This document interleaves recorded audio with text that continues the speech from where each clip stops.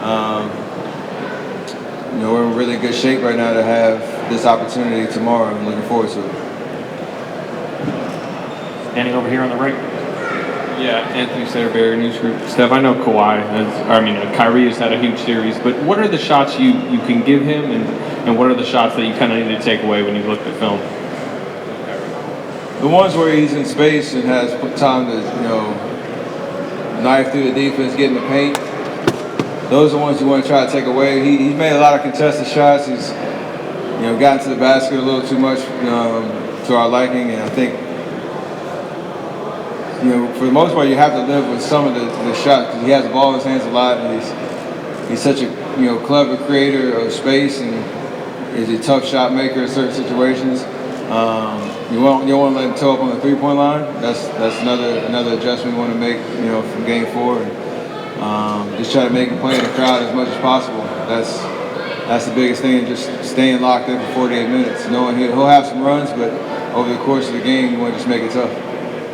Tim on the back. Tim Calico, the American News. Steph, did they play? We saw they were certainly more physical last game.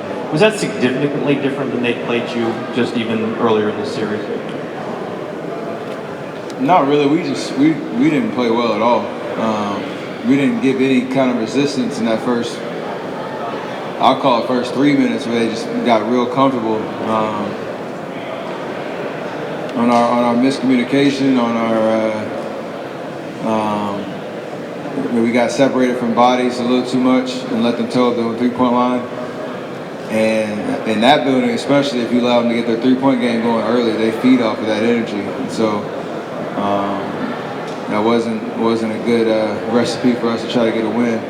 And knowing coming into Game 5 that they're going to try that same game plan, we just got to play with more force, more energy, and just lock in defensively. We scored enough points to win. We just didn't get any stops. And just for you specifically offensively, you were off the ball almost from the start. Is it harder for you to deal with that when you're off the ball, or is it easier when you're on the ball? Off the ball is more opportunity for them to try to jam stuff up.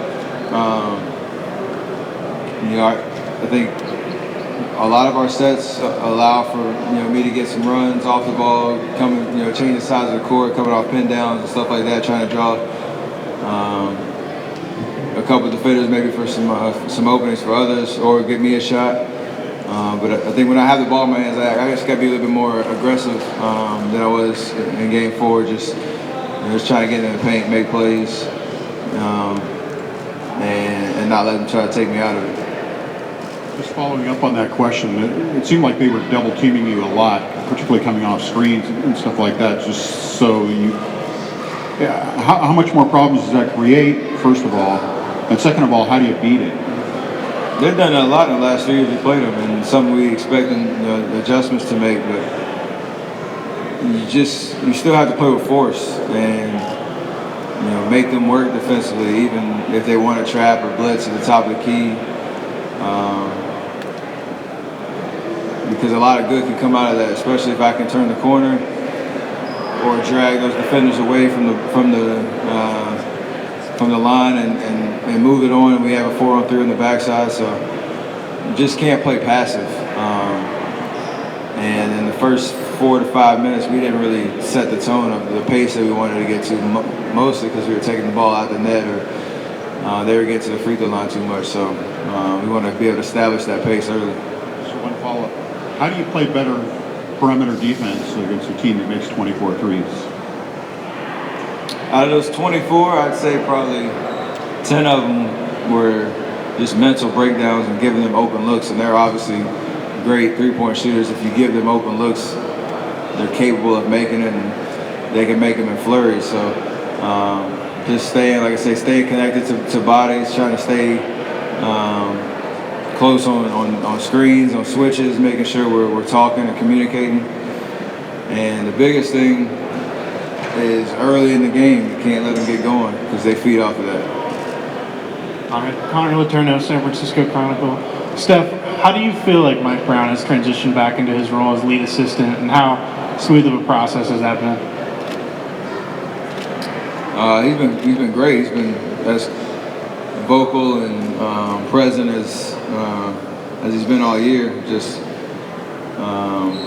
giving his input when he needs to. Obviously, he's not talking as much in timeouts and huddles and stuff like that. But from game to game and in practices,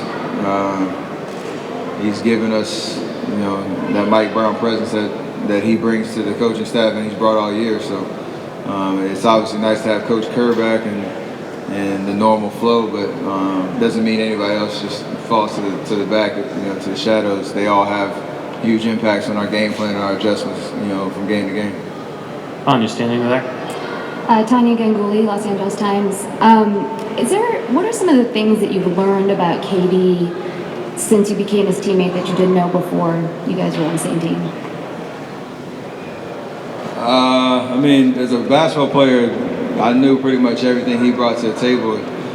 Playing against him for all 8 years of my career and having played with him on Team USA and stuff like that, so I knew exactly what kind of addition he'd be to the style of play that we have here, and just bringing his level of efficiency, his versatility on both ends of the floor.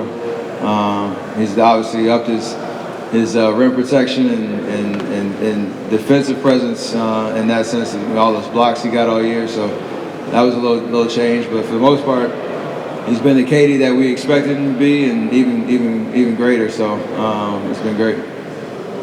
Go on the left side. Joe Varden, Cleveland.com. Steph, there's been talk over the last few days just about the Warriors core, and you've just gotten together and you're going to be together likely for a while and probably be in this situation.